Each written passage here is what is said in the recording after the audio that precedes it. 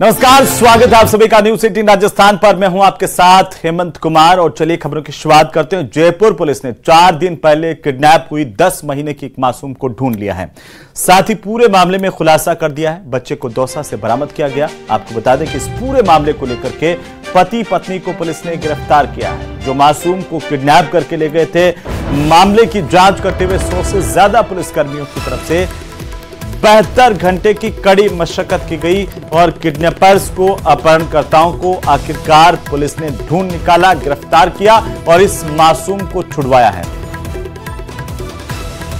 तो एक तरफ वो तस्वीर है जब टोंक रोड से बच्चा चोरी किया गया, अपहरण किया गया, और इसके बाद जो पहली तस्वीर आप देख पा रहे हैं वो तस्वीर है, सुखद तस्वीर है, जब बच्चा चोरों को पुलिस ने गिरफ्तार कर लिया और उनसे बच्चा मुक्त करवा करके वापस से उसके असली माता पिता को सौंपा गया है।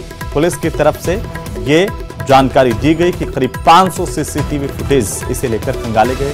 3 लाख से ज्यादा मोबाइल का डेटा खंगाला गया।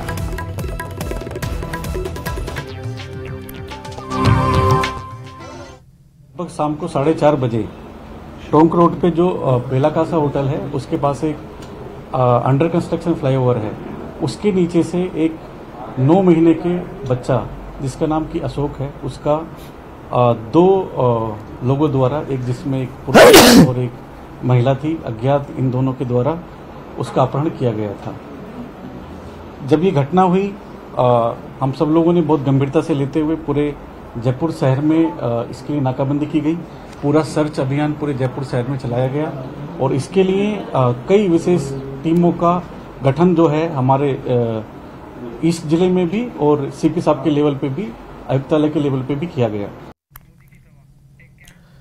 तो वहीं लोकसभा चुनाव के 7वें चरण का प्रचार का शोर थम गया है। अब सबको इस बात का इंतजार है 1 तारीख कब आएगी वोटिंग और 4 जून को आने वाले रिजल्ट का। लेकिन क्या आप ये जानते हैं कि पीएम मोदी ने लोकसभा चुनाव के दौरान कितनी जनसभाएं की और कितने रोड शो किए? आप शायद ये भी नहीं जानते होंगे कि प्रधानमंत्री मोदी 73 साल की उम्र में रैलियों के मामले में अपने आप को नौजवान करने वाले कई नेताओं पर कई गुना भारी साबित हुए हैं। हमारी एक खास रिपोर्ट देखिए।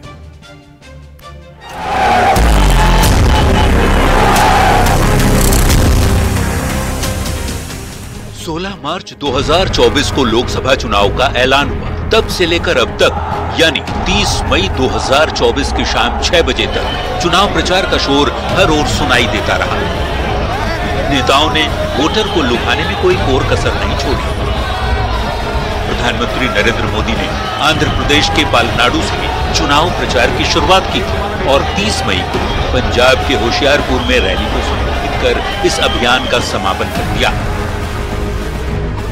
इन 75 दिनों में प्रधानमंत्री नरेंद्र मोदी ने रैली, रोड शो और इवेंट को मिलाकर कुल 206 कार्यक्रमों को संबोधित किया। यही नहीं, पीएम मोदी ने इस दौरान 80 से ज्यादा इंटरव्यू भी दिए। 400 पार का टारगेट लेकर चलने वाले मोदी का बिहार झारखंड पर भी खूब फोकस रहा। लोकसभा चुनाव प्रचार के दौरान प्रधानमंत्री मोदी 9 बार बिहार आए, 15 रैलियां की, 1 रोड शो किया और 2 बार रात्रि विश्राम भी किया। जबकि प्रधानमंत्री मोदी ने झारखंड में 7 से ज्यादा कार्यक्रम किए। इस दौरान मोदी ने अपने 10 साल की सरकार का लेखा जोखा भी दिया और विपक्ष पर हमला करते भी दिखे। रैलियों के मामले में 2024 में पीएम मोदी का मुकाबला कोई भी दूसरा राष्ट्रीय स्तर का नेता नहीं कर पाया, चाहे वो सत्ता पक्ष का हो या फिर विपक्ष का। अमित शाह ने 115 रैलियां और 18 रोड शो किए, तो जेपी नड्डा ने 87 रैलियां की। विपक्ष की यदि बात करें तो राहुल गांधी ने 107 रैली और रोड शो किए, जबकि प्रियंका गांधी ने कांग्रेस की तरफ से सबसे ज्यादा 140 से ज्यादा रैलियां और रोड शो किया।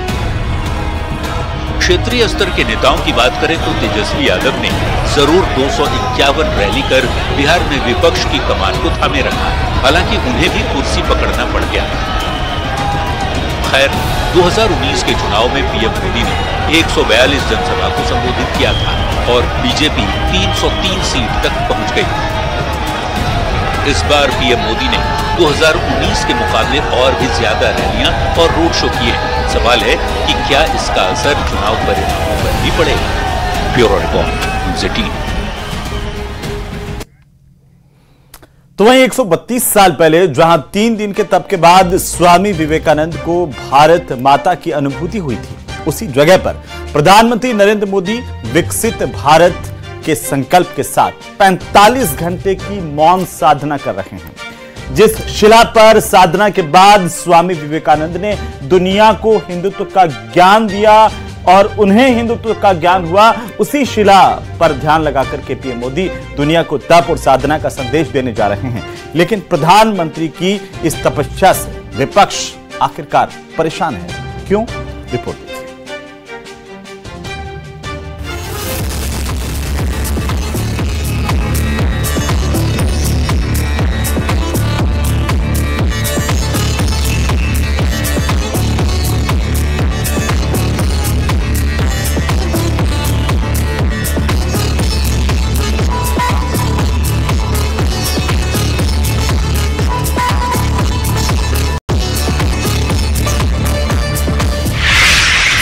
चरण के चुनाव में देश के कोने कोने में मोदी की ताबड़तोड़ जनसभा,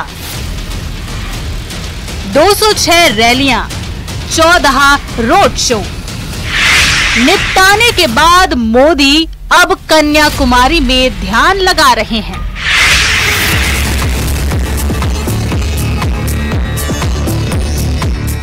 सियासी शोर से दूर कन्याकुमारी के विवेकानंद रॉक पर पीएम मोदी साधना कर रहे हैं, तप कर रहे हैं और आध्यात्म का संदेश दे रहे हैं।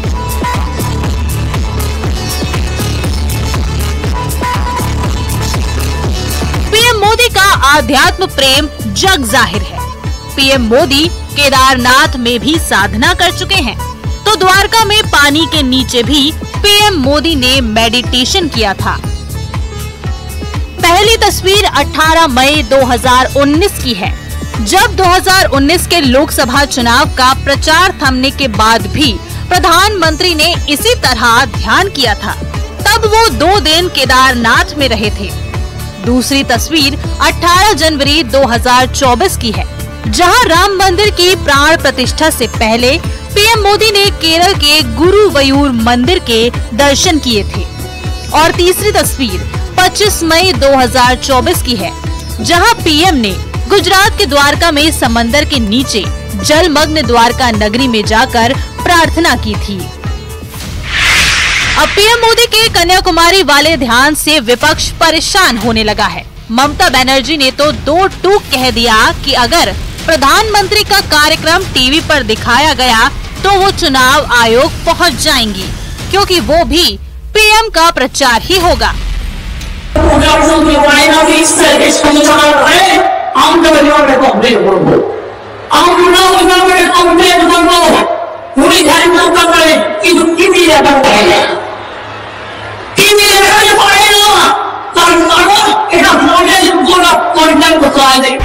तिहत्तर दिन चले इस चुनावी शोर के बाद अब पीएम मोदी के ध्यान कार्यक्रम ने विपक्ष में उथल पुथल मचा दी है। कांग्रेस से लेकर समाजवादी पार्टी, आरजेडी से लेकर टीएमसी पार्टी, सब पीएम के कार्यक्रम को ड्रामा बता रहे हैं और चुनाव आयोग से पीएम के प्रोग्राम के खिलाफ शिकायत दे चुके हैं। बहुत अच्छी बात है, जा रहे हैं। मैं तो समझती हूँ कि जाने की क्या जरूरत है, घर पे भी बैठ के अगर मेडिटेशन अगर आप कर सकते हैं, कोई भी मेडिटेशन कहीं भी कर सकता है, लेकिन उसका इतना प्रचार नहीं होता है, मैं समझती हूँ। तो ये अच्छी बात है और जाएं जहाँ जाना चाहिए। अब इतने अपशब्दों का आपने इस्तेमाल किया जैसा इस देश के इतिहास में कभी नहीं हुआ, और वो भी ध्यान करेंगे। आपको असल में रिफ्लेक्शन करना चाहिए, आत्मचिंतन, और आत्मचिंतन बिना कैमरे के करिएगा। आपकी आदत है कि गुफा में भी जाते हैं तो 5 कैमरा पहले से सेट कर लेते हैं। प्रचार खत्म होने के बाद पीएम मोदी की साधना शुरू हो चुकी है और इसी के साथ शुरू हो चुकी है विपक्ष की सियासत, जो अब 1 जून तक जारी रहेगी, जब तक मोदी ध्यान लगाएंगे। Bureau report, news 18।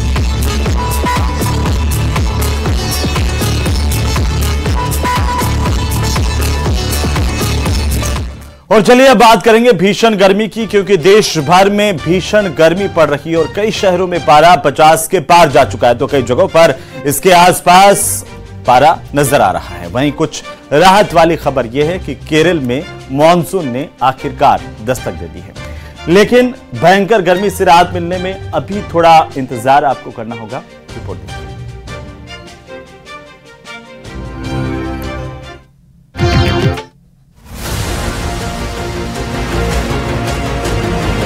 राजधानी दिल्ली में पारा 52 डिग्री सेल्सियस को पार कर चुका है। इतनी गर्मी दिल्ली वालों ने कभी नहीं देखी।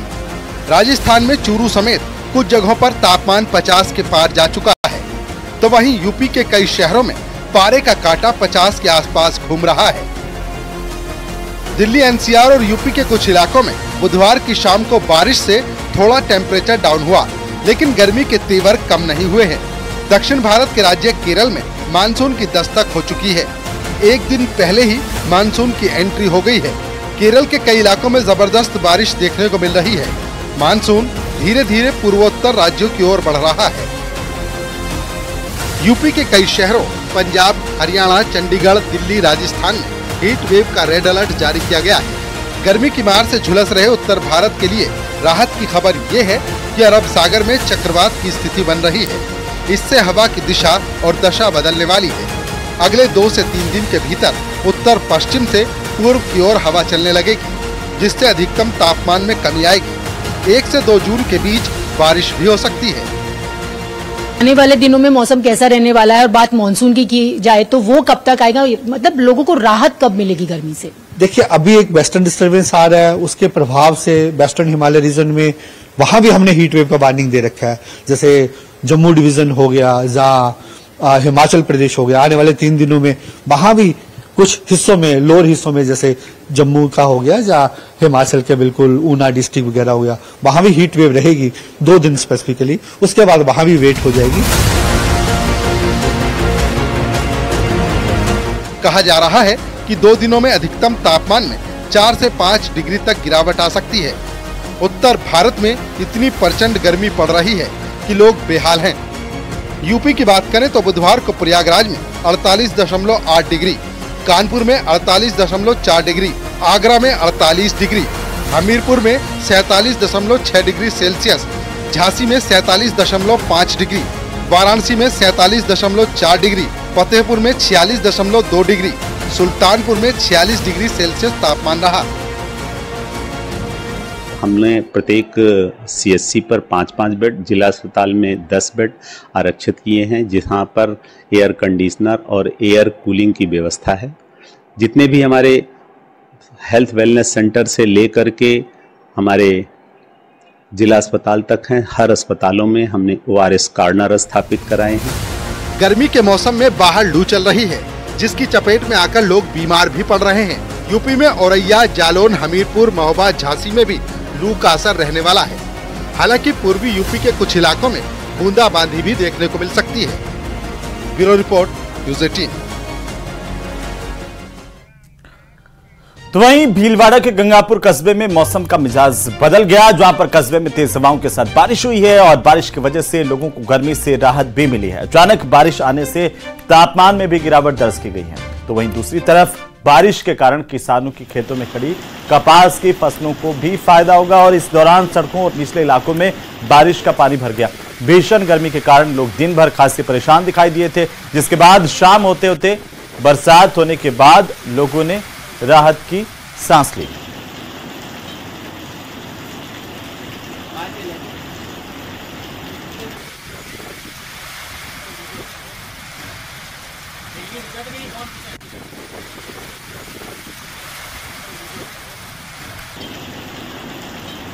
तो गर्मी से लोगों को राहत मिली है और आपको हमने दिखाया कि आखिरकार कैसे जो है वो लोग गर्मी से परेशान होते हुए नजर आए। और अब बड़ी खबर इस वक्त की बाड़मेर से, इस वक्त की सबसे बड़ी खबर आ रही है, जहां पर जेल में कैदी की मौत के मामले को लेकर सबसे बड़ी अपडेट हम आपको बता दें। बातचीत के बाद दोनों पक्षों में आखिरकार सहमति बन गई है। ज्वेलर को निलंबित करने और चिकित्सक को एपीओ करने पर सहमति बनी है। सरकार का प्रतिनिधि मंडल धरना स्थल पर पहुंचा, जिसमें विधायक हमीर सिंह भायल, विधायक आदराम मेघवाल और रविंद्र भाटी, स्वरूप सिंह खारा समेत कई जनप्रतिनिधि इस वार्ता में शामिल हुए। वार्ता के प्रमुख की तरफ से जानकारी दी गई और आपको बता दें कि कैदी की मौत को लेकर के लगातार धरना और प्रदर्शन का दौर चला पूरे दिन भर। कल से लोग धरने पर बैठे हुए थे। आज हमीर सिंह भायल पहुंचे, आदूरा मेघवाल पहुंचे थे और इसके बाद प्रशासन से बातचीत हुई और बातचीत सफल रही। बड़ी जानकारी आपको बता दें और इसी बातचीत के आधार पर जो सहमति बनी है, जेलर को निलंबित करने, चिकित्सक को एपीओ करने पर सहमति आपस में बनी, जिसके बाद ये धरना और प्रदर्शन समाप्त हो गया है।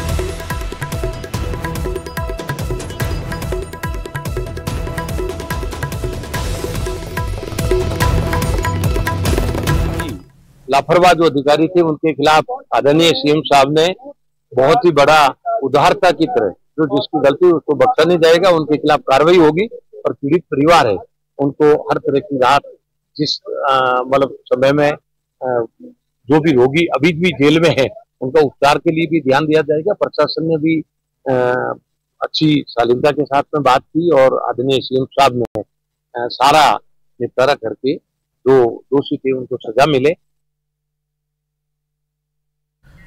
और चलिए अब बात करेंगे अंतर्राष्ट्रीय खबरों की, जिसमें दुनिया ये उम्मीद कर रही थी कि इजराइल रफा में हमले अपना रोक देगा, लेकिन हैरानी की बात तो यह है कि इजराइल के एनएसए ने डंके की चोट पर यह कहा है कि इजराइल अगले 7 महीने तक गाजा में भीषण हमले करता रहेगा। आप इजराइल की खूनी जंग का इस बात से अंदाजा लगा सकते हैं कि इजराइल ने मिस्र के बॉर्डर से सटे बफर जोन पर हमला करके हमास के दर्जनों लड़ाके मार दिए हैं। यह खास रिपोर्ट देखिए।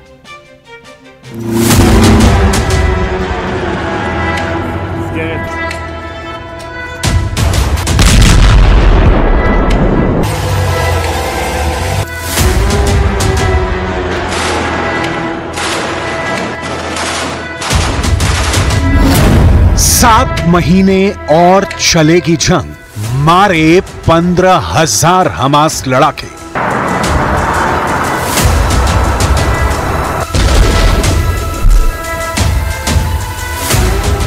आखिर ऐसी क्या वजह है कि इजराइल को ऐलान करना पड़ा है कि अभी गाजा युद्ध 7 महीने और चलेगा?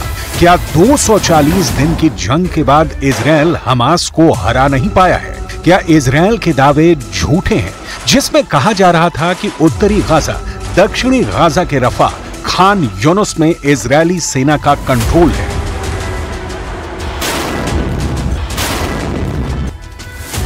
हकीकत में हमास आज भी रफा में इजरायली सेना को कड़ी टक्कर दे रहा है। दावों के मुताबिक पिछले 72 घंटों में इजराइल के कम से कम 8 सैनिक मारे गए हैं। शायद यही वजह है कि अब इजराइल को कहना पड़ा है कि लगभग 8 महीने से चल रहा गाजा युद्ध अगले 7 महीने और चल सकता है, यानी साल 2024 के अंत तक गाजा में इसी तरह से इजरायली सेना भीषण हमले करती रहेगी। जरा देखिए इजराइल के एनएसए ने क्या कहा है। इजराइल के राष्ट्रीय सुरक्षा सलाहकार तजाची हेनेगबी ने कहा कि हमारे युद्ध मंत्रिमंडल ने 2024 को लड़ाई का वर्ष घोषित किया है। इजराइल के एनएसए हेनेगबी ने कहा कि मई 2024 का 5वां महीना है। इसका अर्थ है कि हमास की सैन्य और सरकारी क्षमताओं को नष्ट करने के लिए हमें 7 और महीने युद्ध करना पड़ सकता है। इजराइल के एनएसए का साफ कहना है कि हमास को किसी भी कीमत पर जिंदा नहीं छोड़ा जाए, चाहे साल 2024 के अंत तक युद्ध क्यों न करना पड़े। חשוב לי מאוד שאתם תבינו שאתם נלחמים במלחמה הכי צודקת שמדינת ישראל ניהלה אי פעם. מי שעכשיו מנסה לתקוף אותנו דרך כל מיני בתי דין בינלאומיים זה רוצחים שהרגו ילדים ואנסו נשים וחטפו זקנים שחלק מהם ניצולי שואה ומחזיקים אותם בעזה. לכן אנחנו עם התופעת רשע הזאת אנחנו נלחמים עד שאנחנו מחסלים אותה. हमास को जड़ से मिटाने की कसम खाए बैठे इजराइल ने गाजा पट्टी, रफा, खान यूनुस पर जबरदस्त तरीके से बमबारी की है। इजराइल के खूनी हमले से हमास बुरी तरह से बौखला गया है। हमास पोलित ब्यूरो के सदस्य ओसामा हमदान ने बताया था कि 7 अक्टूबर से लेकर 6 नवंबर 2023 तक गाजा पर 35,000 टन विस्फोटकों से भरे बम गिराए गए हैं। इससे अंदाजा लगाया जा सकता है कि हमास को मिटाने के लिए इजरायल को कितनी भारी कीमत चुकानी पड़ रही है। 6 मई 2024 से दक्षिणी गाजा के शहर रफा में इजरायली सेना ने हमले शुरू किए हैं। रफा में ही लगभग 25 दिन से ज्यादा की भीषण जंग में इजरायल की आईडीएफ ने हमास के 200 ठिकानों पर हवाई हमले किए। इजरायल की आईडीएफ ने दावा किया है कि उसके सैनिकों ने मरकाबा टैंक और भारी हथियारों के साथ रफा में ग्राउंड ऑपरेशन किए हैं, जो सफल रहे हैं। आईडीएफ का कहना है कि इजरायल के इस ऑपरेशन में 50 से ज्यादा हमास लड़ाके पूर्वी रफा में मारे गए हैं। इसके अलावा हमास की दर्जनों सुरंगों को तबाह कर दिया गया है। दावा किया जा रहा है कि पिछले 24 घंटे में हमास की 20 सुरंगों को इजरायली सेना ने तबाह कर दिया है। इजरायल ने भीषण हमलों की वजह से रफा से 8 लाख फिलिस्तीनी भागने के लिए मजबूर हुए हैं। What difference actually does it make in killing innocent people, whether it is 1 gram or it is 500 ton? What? Killing is killing.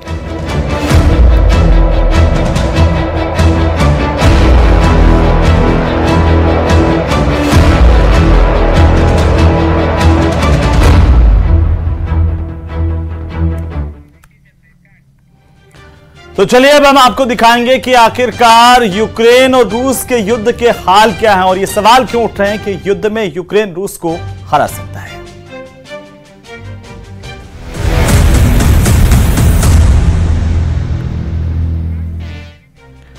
तो ये सवाल इसलिए उठ रहे हैं क्योंकि नेटो के महासचिव जेंस स्टोल्टेनबर्ग ने यह ऐलान किया है कि युद्ध में यूक्रेन रूस को हरा सकता है। अगर यूक्रेन पश्चिमी देशों की मदद से इस जंग को कुछ और दिन जारी रखता है तो जेलेंस्की की जीत पक्की हो जाएगी। तो वहीं नेटो के इस ऐलान के साथ ही यूक्रेन ने रूस के कब्जे वाले क्राइमिया में भीषण हमला किया है। यूक्रेन ने यह हमला रूस के सैन्य अड्डे पर किया। वॉर जोन में जारी बारूदी टकराव को देखते हुए पुतिन ने अपने पूर्व बॉडीगार्ड को बहुत बड़ी जिम्मेदारी सौंप दी है। पुतिन के बॉडीगार्ड रहे एलेक्सी ड्यूमिन के नाम से यूक्रेन में तहलका मच गया है। रिपोर्ट देखिए।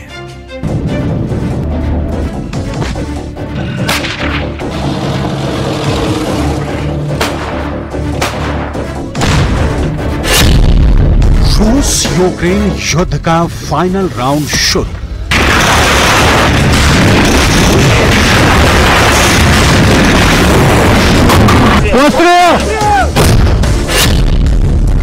रूस की चेतावनी, खूनी जंग से बचकर रहे अमेरिका।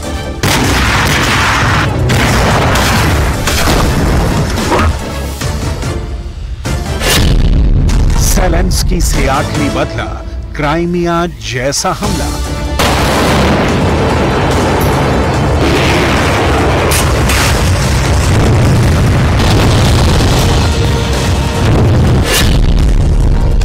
पुतिन का बॉडीगार्ड कराएगा वर्ल्ड वॉर।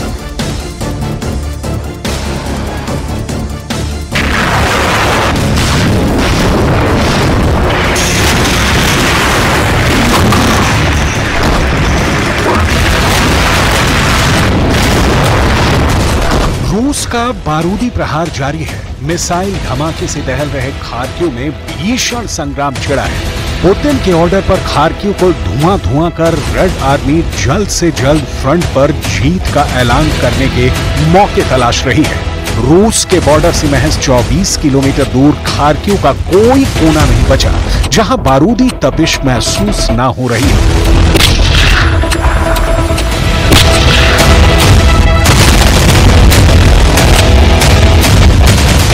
रूस की सेना इस फ्रंट पर पूरा जोर लगा रही है। ड्रोन से आसमानी अटैक हो रहा है। जंगी जेट से बारूदी गोले बरसाए जा रहे हैं।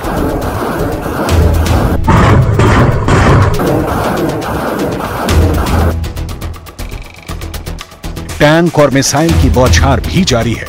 रूस की मिलिट्री जमीनी ऑपरेशन को ज्यादा जोरदार बना रही है।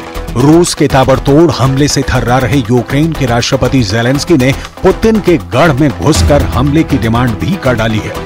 मगर आर पार के इस युद्ध में यूक्रेन का बचना मुश्किल लग रहा है, क्योंकि प्रेसिडेंट पुतिन ने वॉर जोन का सुप्रीम कमांडर बदलने का ऐलान कर दिया है।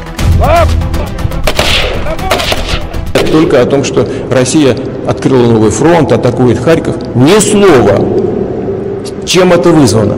Они же это сделали своими руками. Пожинают плоды тогда своего творчества. То же самое может случиться и в случае применения высокоточного оружия большой дальности.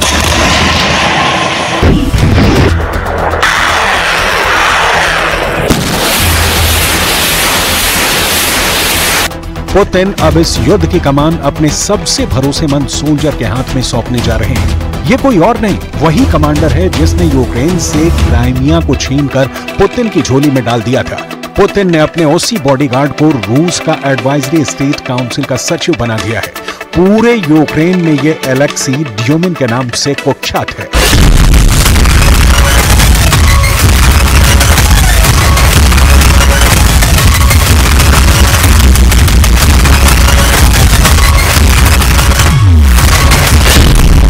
प्रेसिडेंट पुतिन अपने पूर्व बॉडीगार्ड एलेक्सी ड्यूमिन को सलाहकार राज्य परिषद का सचिव नियुक्त किया है। ड्यूमिन को स्टेट काउंसिल में नियुक्त करने से जुड़ा आदेश बुधवार को क्रेमलिन की वेबसाइट पर प्रकाशित किया गया। पुतिन ने एलेक्सी ड्यूमिन को रक्षा उद्योग की देखरेख का जिम्मा भी सौंपा है, जिससे एलेक्सी मॉस्को के टावर को कंट्रोल कर पाएंगे। एलेक्सी ड्यूमिन को 71 साल के इगोर लेविडिन की जगह जिम्मेदारी सौंपकर पुतिन ने कई संकेत दिए हैं। पश्चिमी मीडिया रिपोर्ट के मुताबिक रूस में पुतिन राज कायम रखने के साथ एलेक्सी को सबसे बड़ा टास्क यूक्रेन युद्ध का सौंपा गया है। यह टास्क है यूक्रेन को क्राइमिया की तर्ज पर जल्द से जल्द जीतना है। एलेक्सी के वॉर फ्रंट। और इसी के साथ ही इस बुलेटिन में फिलहाल इतना ही, लेकिन आप देखते रहिए प्रदेश का number 1 news channel news 18 Rajasthan. मुझे अनुमति दीजिए। नमस्कार।